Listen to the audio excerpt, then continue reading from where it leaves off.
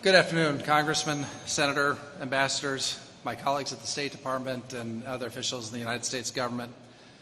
Most importantly, the families of Americans who are held captive abroad. Welcome to the State Department. My name is Robert O'Brien. I'm the Special Presidential Envoy for Hostage Affairs. We here at the State Department are all deeply humbled that you made the effort to gather here today from all four corners of our great land. For those of you whose loved ones are held captive abroad, we ask you to make this journey because we want you to know and to feel the deep commitment we have to bringing them home. We want you to meet the people in our government and some of our foreign partners who are working to make that happen. For those of you here today who've lost loved ones at the hands of evil men, evil terrorist organizations, and evil regimes, we asked you here because we want you to know that your loss will never be forgotten. We want you to know that you have a community here at the State Department. We support you and we love you. My team and I at the State Department, the Hostage Recovery Fusion Cell headquartered at the FBI, are available to you at every hour. Bringing our fellow citizens home is the single most important mission we have, and it is also the key mission of this Secretary of State, of this President, and of this nation. It is now my honor to introduce the Secretary of State, Michael Pompeo. Mike hails from my hometown the home state of California, but he lived his life, most of his life, in the heart of our country in Kansas. His career started when he entered West Point as an 18-year-old cadet, and he spent his entire life serving this country. I'm proud to call him a friend. You won't meet a finer, more humble, more decent, more sincere American than Michael Pompeo. Mr. Secretary.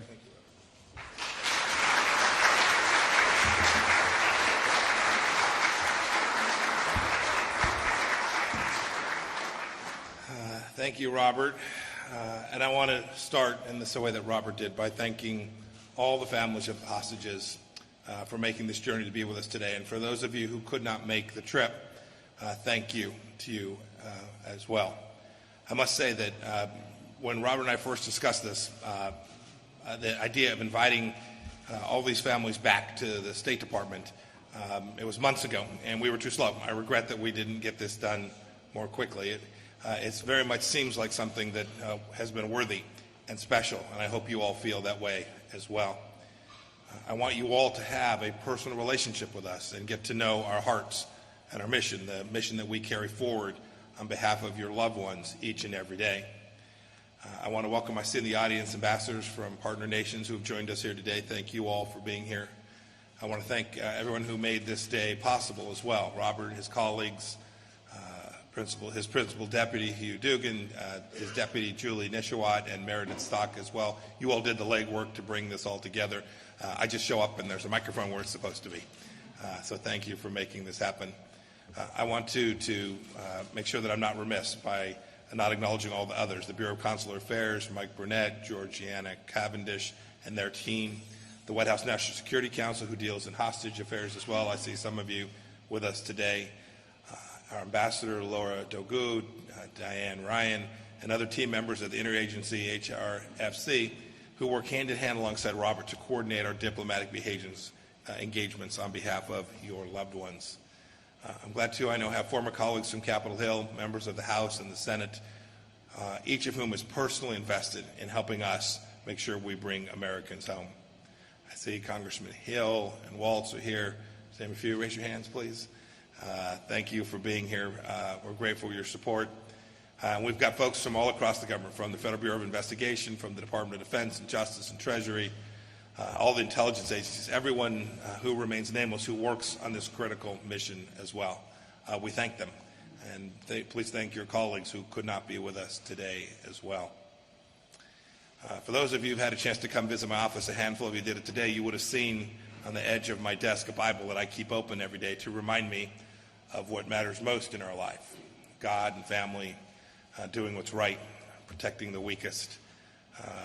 Every day you should know that Susan and I pray for you and your loved ones, and that I'm constantly reminded when I work on this mission set, the mission set of bringing wrongfully detained Americans home, of Acts chapter 12, verse 6. In it, there's an extraordinary encounter It's where Peter is sleeping in a cell. He's shackled next to two soldiers.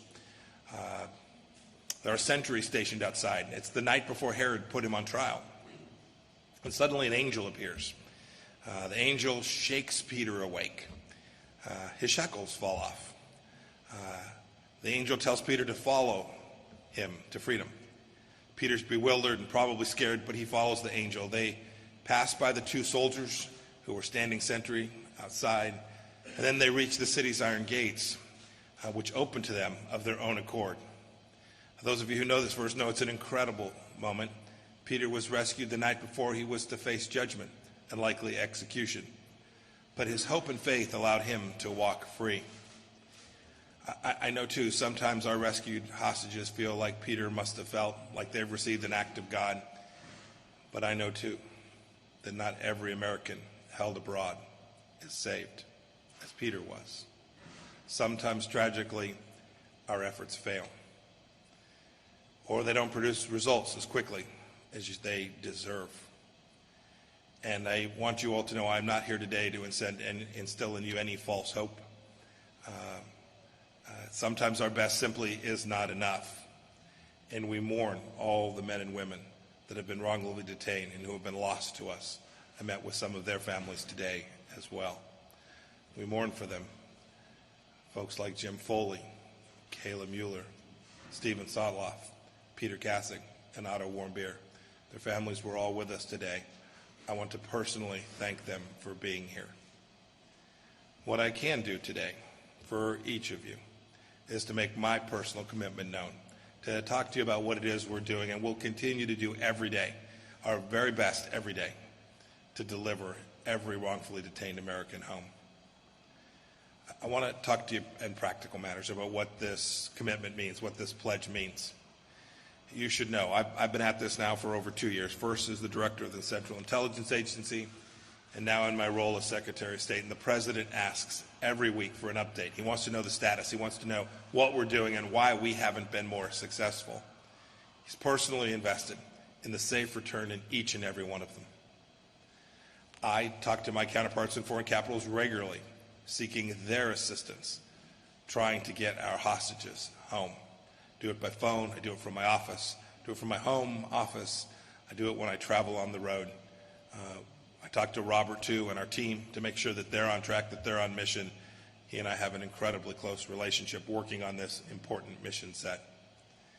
He and his team spend every minute of their time at work, liaising with the White House, with the Hostage Rescue Fusion Cell, with foreign governments to craft creative diplomatic strategies to pressure our enemies to release our people. He meets, too, with congressmen on both sides of the aisle. He works to keep families as well informed as we can. And he and his team, too, think about this 24/7. How is it that we can get just one more good result and then another? I saw this, too, when I was in the intelligence community. It was a priority for collection.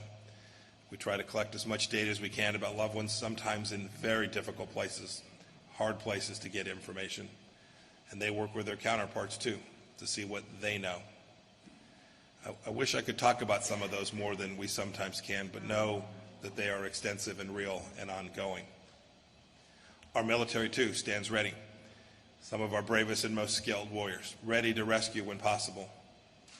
In my personal experience, I must say that of all the places that all the government agencies work together, it is on this mission set where I find the most capability and people really focused on their mission. Intelligence professionals working to help us rescue Americans alongside of all of our diplomatic efforts. It is unparalleled in any other corner of our government. I think the reason you see this, whether it's folks in the legislative branch, folks in the executive branch working together, it's because this mission is deeply held in the American spirit. It is nonpartisan. It's a mission that is just. It's a mission that's right. And you should all know that we will never abandon our people. And I'm confident that the entire country is with us and with you in this endeavor. As I close today, I want you all to know that sometimes it doesn't seem that way. Indeed, many of you shared experiences today where you were frustrated that not enough was being done. I understand how it can seem that way. I can't put myself in your place, but I understand that you want more. I understand that days sometimes turn into weeks and weeks into months and months into years. I implore you, don't give up, don't despair. We will not. Don't be discouraged when you hear folks in the media say things that make no sense to you and to this mission. Please, too, don't despair if a particular member of Congress isn't doing everything you think that they need to do, that they're giving and they have a lack of attention to the plight of your family member. There are so many others working so diligently, acting as advocates for them from both houses and from both parties. Please, too, don't be discouraged by propaganda from our enemies. They want to divide us. They want to distract us from our mission to rescue your loved ones. Know that we are not distracted. I'd urge you to help us, be with us, and stay the course. I know, too, that there are those who've talked about this idea that the United States ought to return to the practice of paying ransom for exchanging the return of individuals back to the United States. I understand this plea from the bottom of my heart. Indeed, I am confident that if I stood in your shoes, I too would be willing to do anything. I can understand that the suffering is unspeakable, but please do remember, as we move in that direction, we create risk. Indeed, we know that there are nations that take Americans less because there's less money coming from America. I've seen it. I've seen the information. It's what's happened after we paid the mullahs in Iran. I've seen this kind of activity. Please remember that any payment to a terrorist or a terrorist regime gives money so that they can seize more of our people. We cannot accept that risk. You wouldn't ask that of us. Even a small payment to a group in, say, Africa can facilitate the killing or seizure of tens or even hundreds of others, including Americans or foreign nationals in that region. We also know for a fact that some terror groups don't seize Americans because we won't pay. It's a trend I want to continue. Look, this administration has had failures, but we've had many successes. We've rescued many people without concessions, some of whom you've heard about, and others that we have kept from the public eye. And indeed, I'm proud of the record that we've achieved. We're thrilled to welcome home Danny Birch just a few weeks back, Pastor Brunson, Kim Hak-sung, and many others. Please know that my team, Robert and his team, will not rest until everyone is home. And for those of you who today have a loved one held wrongfully or held hostage, I'm under no illusion that today's events will provide relief from your suffering. No words can do that, nor will we be successful every day. But perhaps with this gathering, with my prayers and with the actions of our team at the State Department and our partners all across the government, you will wake up tomorrow knowing you are not alone in this mission to achieve freedom for every American hostage. Know that we are treating every hostage situation with the urgency that it demands, that it deserves. Know that we're treating your family in the way we would want ours treated, because as Americans, we are indeed all family. Thank you. I look forward to getting a chance to talk to you, some of you, here in just a few minutes.